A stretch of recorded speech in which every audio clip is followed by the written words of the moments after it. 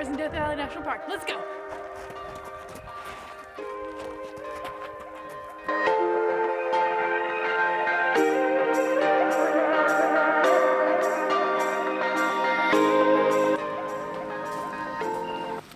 We are back at our favorite place, Boston Logan International Airport, heading out to Vegas for a little California road trip in another van. So we'll see you on the plane. Flight 777 out to Las Vegas.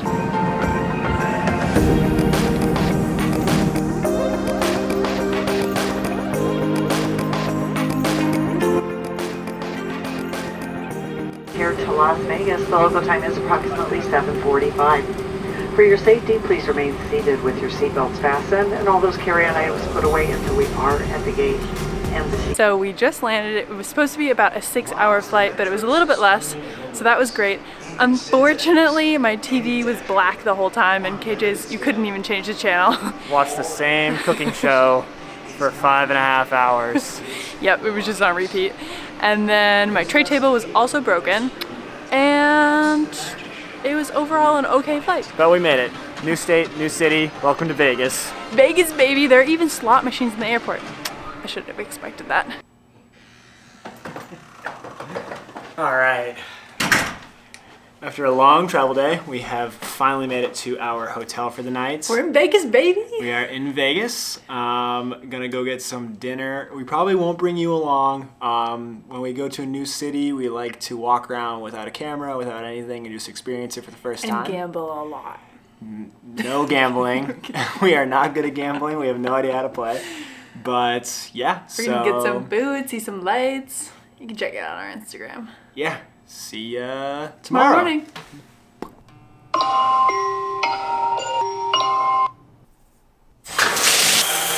After one final shower for the both of us, we are off to get the van So excited! and head west to California. Yay!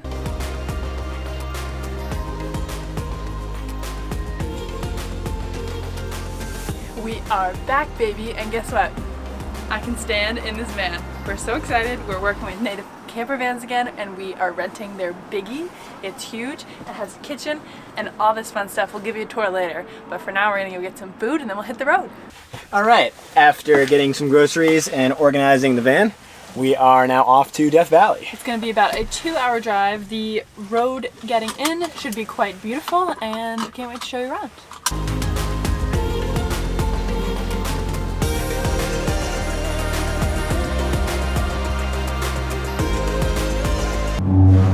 Whoa, they work. So we had to stop and take a picture with the Death Valley National Park sign. Now we're headed into the park to go to Badwater Basin and then Artist Palette for sunset. Let's hit it. Rough.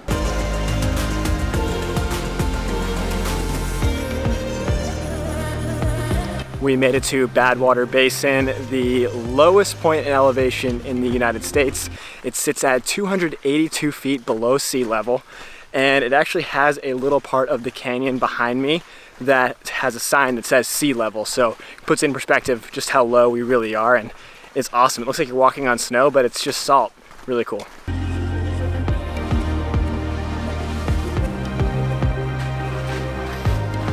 From the parking lot, you can walk like 5 minutes and there's this small area with all the salt. Or you can walk, there's a path that goes like 20 to 30 minutes depending on how fast you're walking, and there's a larger salt area. We don't have time because we're going to Artist Palette right now to watch the sunset. If we had more time in the day, we would have also gone to Natural Bridge, Slidewater Canyon, and Devil's Golf Course. But we didn't, so now we're gonna go check out the sunset at Artist Palette.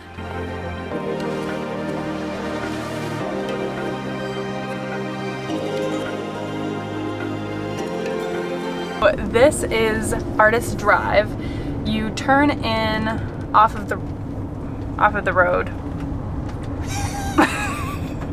onto the road. It's a one-way road, and once you get in, it's about 5 miles to Artist Palette.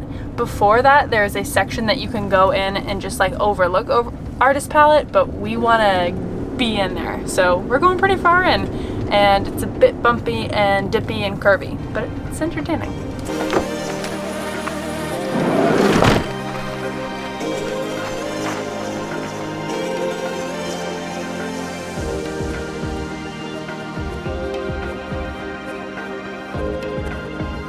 while KJ is setting up our photography shot, I am just like in awe of all the different colors. I feel like I'm in an adult playground where you can just like run around all these pathways and see all these cool sights. The sunset's also setting and it's just beautiful. I feel like it's crazy that last night we were like exploring a casino and the strip in Las Vegas, and now we're just out here in nature in the biggest national park in the lower 48, which is crazy. This is so beautiful. Doesn't get much better than this.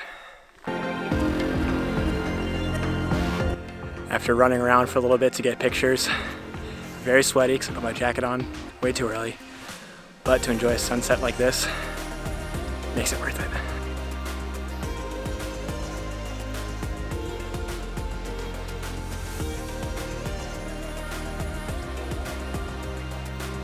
And for context, the time is 5 p.m. We're here on December 2nd, so just remember, if you come in the winter, the sunset's early. Now we're off to find a campground. So we decided to make home for the night at Sunset Campground. First come, first serve. It was what, $14, Sarah? Yep. $14 for the night. Pretty much nobody's here because it's December, so it's kind of off season right now. Good morning from Death Valley. It is 5:48 in the morning. It got down to a nice 50 degrees last night, so sleeping was... We're off to Zabriskie Point to watch the sunrise. I think it's Zabriskie. Zabriskie. We're off to Zabriskie Point to watch the sunrise.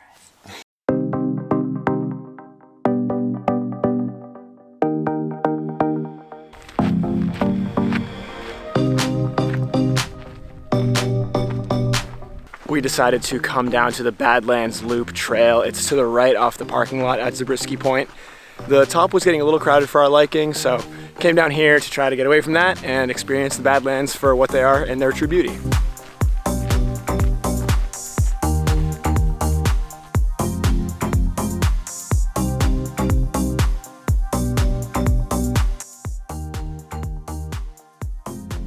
So we came about a mile-ish, maybe a mile and a half in. We're gonna turn around now to head to our other spot for the day, but you can obviously go a little further. I think the whole loop is about 3.5 miles long, and it connects to Golden Canyon and Red Cathedral, which we will be going to later today. So now we're gonna head back to the van, have some breakfast, and then get on the road again.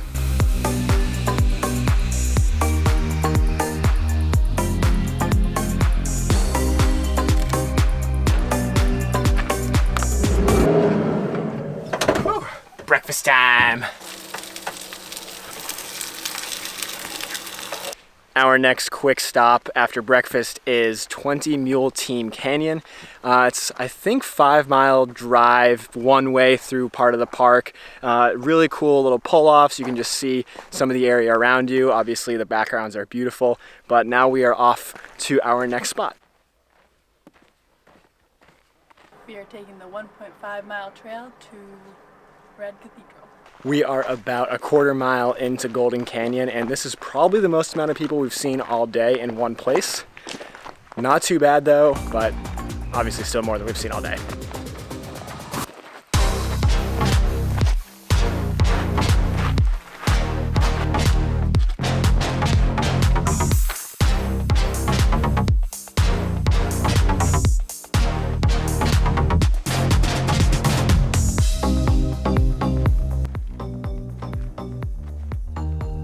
We made it to Red Cathedral. It was only 1.5 miles in, and the view is spectacular. Go look.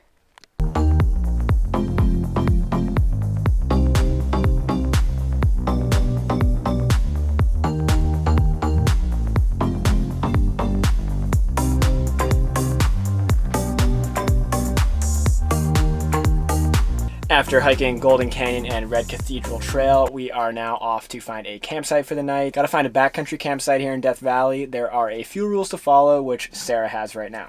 So you can only car camp off of a dirt road, and you must be 1 mile off from a paved road. So you can just set your odometer to 0 and then assess. And you must be at least 1 mile from all mining structures. You must be at least 100 yards from any water source. And only car camp in previously disturbed areas. Park your vehicle immediately adjacent to the road on the shoulder, preferably in an area that has been driven on. Okay, well, let's see if we can find something that fits that criteria. Yeah. Hopefully we can. I think we can do it. Welcome to John F. Vanity. Come on in. This is a biggie by Native Camper Vans, and we love it, especially because it has a kitchen. So it has a stove inside, which is wonderful because we've been able to cook some really great meals in here. We also have a sink with running water. It also has a fridge, which is key so we can store a lot of perishables. We also have a bunch of storage up here, utensils, cups, plates, and anything else that you could need. It also has spatulas and a can opener in the drawer right here next to the stove. Right next to it is the inverter, which is powered by solar on the top of the roof, which is awesome. We've been able to charge our phones, our cameras, and our watches. There's also such an attention to detail with the amount of storage in this place. They've really made it so that you can put as many things away as possible, which is key when you're actually driving the van. So there's 2 big drawers here that we've been able to put our clothes in, as well as storage under here. They've put cubbies basically anywhere that they could fit, including the step up onto the bed. It holds your fire extinguisher, just any extra storage. We've put like a shovel in there and our trash, so it's not in the way. And then in the front, it's basically the same setup up here. There's a lot of storage. We put all of our phones and like my hair ties and our lens caps stay right up here. There are outlets for charging, which is very important. There's a backup camera, which is great because backing up in a van is sometimes tricky. And there's cup holders, which hold all of our stuff. And it's an automatic, which is great because KJ and I don't drive stick yet. This is also a swivel chair, so you can turn it around, put in one of the tables, and you can eat dinner together. But my favorite part of the van is the bed. It's a queen bed and super comfortable. KJ and I got the best night's sleep last night. And it has a lot of convenient things here. There's a light switch, which is also very convenient. There's another one in the kitchen, as well as a heater. And there's a fan right above the bed, which is amazing because then you don't get hot at night if you have it running, or just some airflow, and you can control that right here. There's also cubbies right next to it, which makes it super convenient to not lose anything. In addition, right behind the van, there is so much storage. So we were able to put our suitcases back there and they don't get in the way up here, which was kind of a problem in the last time. Personally, I'm just a big fan of all the design features of this van. It's very well built. There's a lot of good attention to detail, from the lights to, the bed to everything that they have for storage. So and it's just aesthetically pleasing. It is very aesthetically pleasing. Can't complain about, waking up and seeing like a nice wooden ceiling instead of like a metal van. Like probably you could, I guess. I don't know. Definitely gives us some ideas about what we want our van to look like. TBD on that one. In the spirit of true authenticity, we had 2 little mishaps today. The first one, we really wanted to try to go backcountry camping in our van. We were so excited, and we turned off onto this road, and it was just a bit bumpy. And we tried to persevere, but then we realized that we needed to stop. This is not our van. We don't want to risk it. The roads were like just dips and dips. It just didn't go well. I think I have like a clip of shaky footage, but we made it to this campsite and it's very nice. So KJ and I got out the camp chairs and just decided to have a drink and cheers, and we were enjoying the moment. Mishap number 2 comes along. I didn't even think about gluten at that point. It has gluten in it, has malt. So this is my first gluten mistake. It's really scary to me that I have to deal with a food allergy while traveling, and there's so many unknowns and you can't guarantee that it's gonna work out every time. So kind of disappointing that I made my first mistake, but I'm just sharing all of this with you because life's not always perfect. This is not a highlight reel, and we are enjoying our time, but mistakes are happening. But I got a cider, so it's all good. Nice. Good flip. Bon appetit. Let's feast. Good morning from Mesquite Flat Sand Dunes in Death Valley. We woke up at 3 a.m. to come in here for some astrophotography, and we just watched the sunrise from, I think, what is the tallest sand dune here? Or second? Or second. Doesn't matter. It's up here. We're high up here, out of breath. We really trudged up here. Kind of sketchy coming in that early. Weren't sure about animals.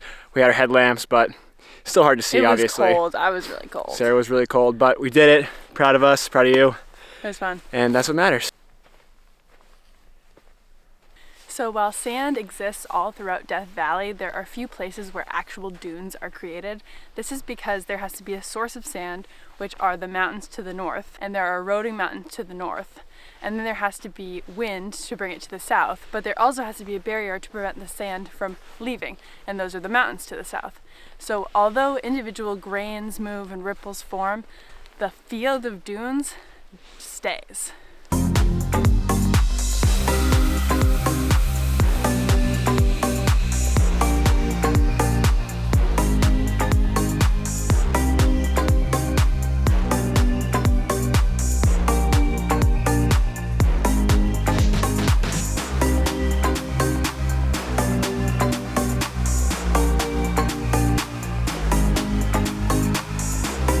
We just finished hiking and it's time to take my boots off. I think they're gonna be covered in sand.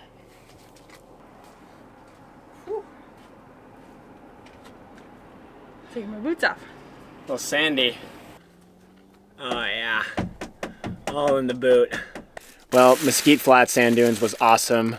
We finally made it back to the van like Sarah said. I think we took half the park back with us in our shoes, emptying out that sand. But glad to be back. Time to make some food. I think we have earned whatever we want to eat for breakfast.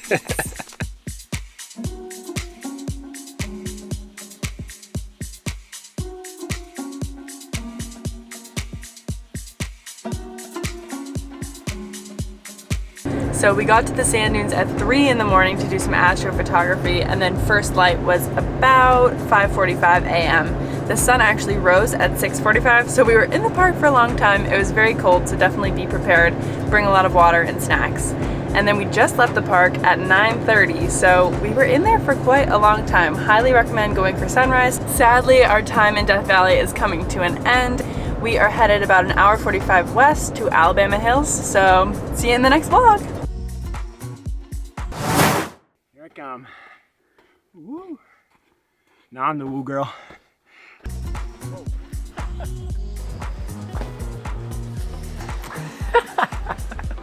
Checkpoint, Terminal 3 to identify. I'll hold it. Okay. I'll do great. Gotta work on my arm strength. KJ, this is his first Cocoa Squeeze. Second. Second. The first one was in the car like 5 minutes ago. What flavor is it? I think it's just apple. It's apple. It's apple. That's a good one. Apple. Apple.